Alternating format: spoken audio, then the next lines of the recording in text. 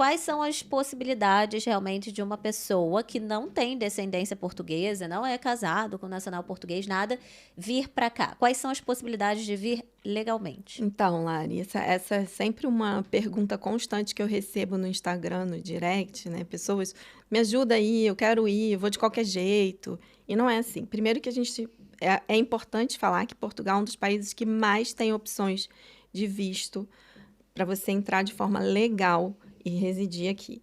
Então, sempre procure uma forma de entrada legal que não seja de turismo. Que a de turismo é mais fácil, você compra sua passagem de ida e volta, chega aqui, vai fazer a admissão na fronteira, vão te deixar entrar e aí depois que vai começar o seu calvário para poder se legalizar aqui, quando a sua intenção for residir e não simplesmente turismo.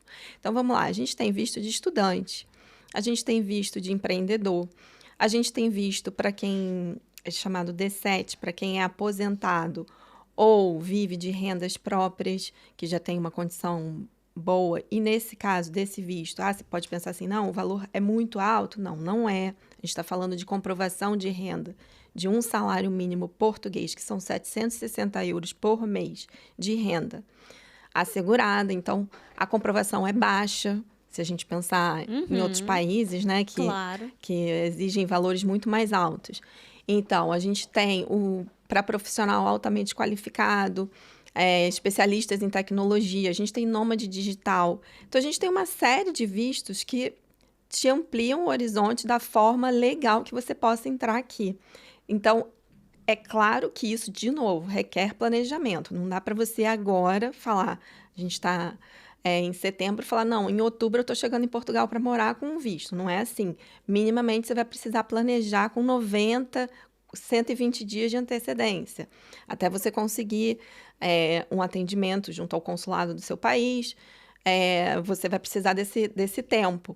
Mas isso vai te garantir certamente, ainda que você tenha que esperar 3, 4, 6 meses para isso se concretizar, certamente uma qualidade todos esses problemas que eu falei antes, né, de adaptação, já se reduz e muito, porque você não tem a questão burocrática para dar conta. Ficar ilegal, por mais que aqui seja um país que não persiga quem está ilegal, não tem historicamente esse perfil, mas não é legal. A Não, gente vê limita, né? a gente vê o que está acontecendo com os imigrantes que optaram, que fizeram essa opção e que hoje É isso que eu ia te penam muito. perguntar. Por exemplo, imigrantes que vêm, entram, compram uma passagem, chegam aqui em Portugal. Agora, fala um pouquinho também que não é garantido também que eles entrem, né, em Portugal. Como é que é isso em relação à Que as imigração? pessoas, quando a gente fala assim, o visto de turista, para brasileiro não existe. Não é que não existe, é que a gente não tem o visto que você vai lá no consulado português, estampa no passaporte, como nos Estados Unidos, para você entrar. É diferente. Essa admissão, esse visto, ele é concedido no momento em que você entra na fronteira, em que você se apresenta à autoridade aqui com o passaporte. E pode, muitas vezes, acontecer de você ser barrado. Existem regras para essa admissão ainda como turista, de você ter um seguro de saúde, de viagem, de você ter alojamento, passagem de volta. Esses são alguns dos requisitos. Mas há uma soberania do Estado português de decidir quem vai entrar ou não. Muitas vezes acontece uma negativa de ter que Sim, voltar. sim. E aí a pessoa entrando, ela tem 3 meses para ficar aqui e circular a turismo, Sim, certo? E aí sim. muitos vêm dessa forma e depois decidem ficar. Aí como é que é o processo? Aí começa. Aí é uma montanha-russa. Aí é só emoção, né? Porque a gente tem o atendimento que tem que ser feito no CEF, que é o Serviço de Estrangeiros em Fronteiras, que, aliás, agora no final de outubro deve ser extinto, tudo indica que será extinto, substituído pela Agência Portuguesa das Minorias e, já até Asilo. esqueci, Asilo, enfim, é um nome enorme, que faz essa admissão, e aí você já tem o problema de você ter que ser atendido, se enquadrar em alguma das situações que normalmente o que as pessoas que vêm como turista fazem é começar a trabalhar e entrar com um pedido que hoje a gente chama de manifestação de interesse, que estava levando 2 anos, agora deu uma caminhada, está levando 1 ano mais ou menos para sair, então deu uma reduzida um pouco, 1 ano e 2 meses mais ou menos, você se regulariza, mas é 1 ano e 2 meses de tensão, de você não poder sair de Portugal, de não poder sair para a Espanha.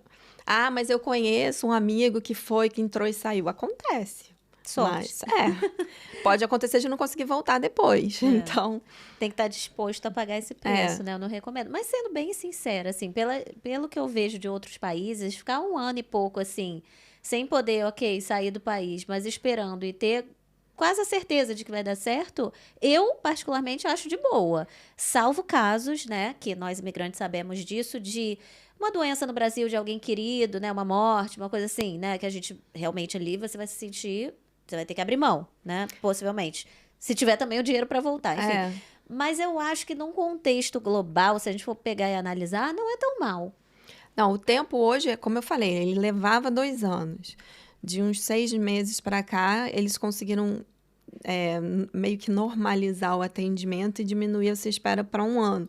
Que não é um tempo tão longo assim. O problema é que a vida é muito dinâmica, a gente não tem controle sobre ela e muitas coisas acontecem no meio do caminho.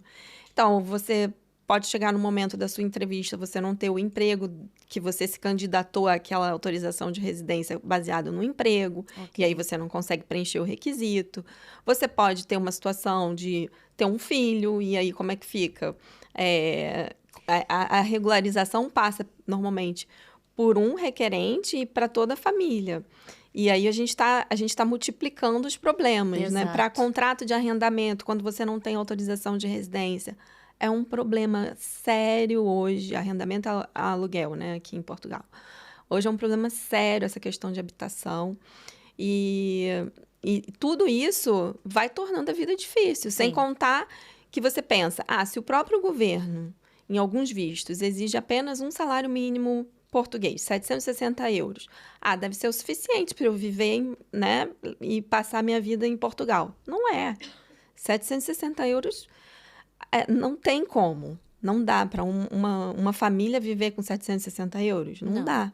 Então, as pessoas também vêm muito nessa ilusão de que tudo vai ser fácil. Quando já tem alguém aqui de familiar que possa dar um suporte de receber em casa e tal, é diferente. Agora, se precisar entrar para essa parte de habitação, já é um problema.